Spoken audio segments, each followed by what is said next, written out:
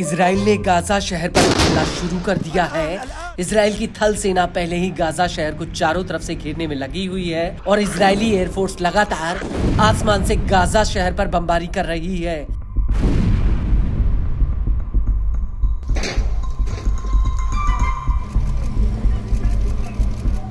लेकिन इस सब के बीच गाजा शहर पर हमला अब इजराइल को बहुत महंगा पड़ रहा है। वो इसलिए क्योंकि आईडीएफ सैनिकों की किल्लत से पहले ही जूझ रही थी और अब गाजा शहर पर हमले के लिए इजरायली फोर्स ने करीब 60,000 रिजर्व सैनिकों की लामबंदी का ऐलान किया है। और इतने बड़े पैमाने पर सैनिकों को इकट्ठा करना नेतन्याहू के लिए बहुत बड़ी मुसीबत बन गया है।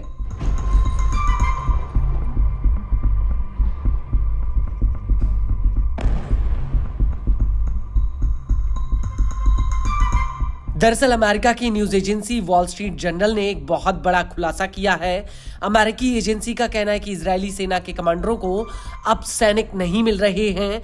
कई मोर्चों पर करीब 2 साल से चल रही जंग की वजह से इजरायली सैनिक बुरी तरह से थक चुके हैं और अब सैनिकों के भीतर युद्ध की वैधता और उद्देश्य पर ही सवाल उठ रहे हैं। सेना के भीतर बड़े पैमाने पर सैनिकों का मनोबल टूट रहा है, लेकिन आईडीएफ करीब 60,000 सैनिकों को सिविलियन, जॉब्स, यूनिवर्सिटीज और परिवारों से इकट्ठा करने में लगी हुई है। इस बाबत वॉल स्ट्रीट जर्नल ने इजरायली सेना के 30 अधिकारियों का इंटरव्यू लिया है और इन अधिकारियों ने खुलासा किया है कि इजरायली सैनिकों का मनोबल तेजी से गिर रहा है।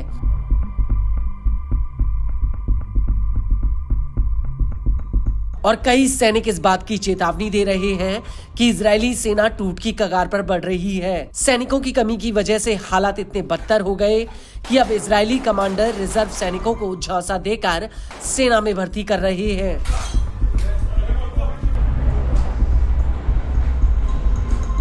कुछ कमांडर्स विश्वविद्यालयों के व्हाट्सएप ग्रुप पर इस तरह के मैसेजेस डाल रहे हैं जिनमें लिखा होता है कि मैं एक सैनिक की तलाश में हूं, मुख्य रूप से चिकित्सा और स्नाइपर्स, जो 70 दिनों का एक ऑपरेशन है। यह 11 सितंबर 2025 से शुरू हो रहा है।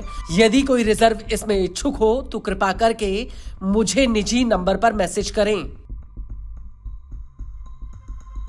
वहीं दूसरी तरफ इजरायली सेना खुलकर गाजा पर हमले के लिए खुद को तैयार बताती है, लेकिन रिजर्व सैनिकों की कमी की वजह से इजरायली सेना के भीतर एक बहुत बड़ी मुसीबत खड़ी हो गई है, जिसमें लोगों की राय बटी हुई है। और हाल में हुए एक पोल के मुताबिक 80% इजरायलियों ने युद्ध खत्म करने और बंधकों की रिहाई के लिए एक समझौते के पक्ष में वोट किया था। हजारों पूर्व सैनिक और रिजर्व सैनिकों ने कई पिटीशन साइन की हैं और युद्ध तुरंत खत्म करने की मांग की है।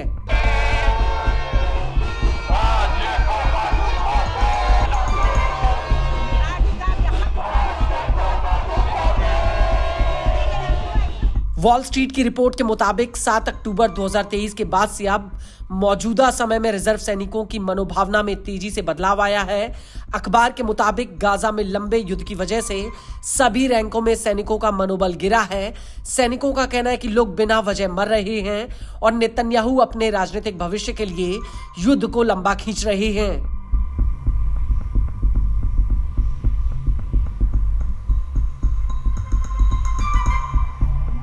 और पिछली बार खान यूनिस पर हमले में हिस्सा ले चुके कुछ सैनिकों का कहना है कि हमास की गोरिल्ला युद्ध नीति की वजह से उसका पूरी तरह से सफाया असंभव है। इजरायली सेना के भीतर हालात इतने खराब हो चुके हैं कि अब सैनिकों को बनाए रखने और जानमाल के नुकसान को कम करने के लिए आईडीएफ कई तरीके अपना रही है। आईडीएफ गाजा के लिए रोस्टर ड्यूटी का इस्तेमाल कर रही है, जिसके तहत 1 हफ्ते ड्यूटी और 1 हफ्ते छुट्टी दी जा रही है। यह रियायत 90 दिनों की ड्यूटी के लिए है। इसके साथ ही इजराइल ने पहले ही ड्यूटी पर मौजूद 20,000 रिजर्व सैनिकों का कार्यकाल और बढ़ा दिया है, जबकि 60,000 सैनिकों को पहले ही ड्यूटी पर बुलाया गया है। और यही वजह है कि अब इजरायली रिजर्व सैनिक ड्यूटी पर वापस लौटने से इनकार कर रहे हैं। लेकिन इन सैनिकों की संख्या कम है, इसके बावजूद ये आंकड़ा अब बढ़ रहा है।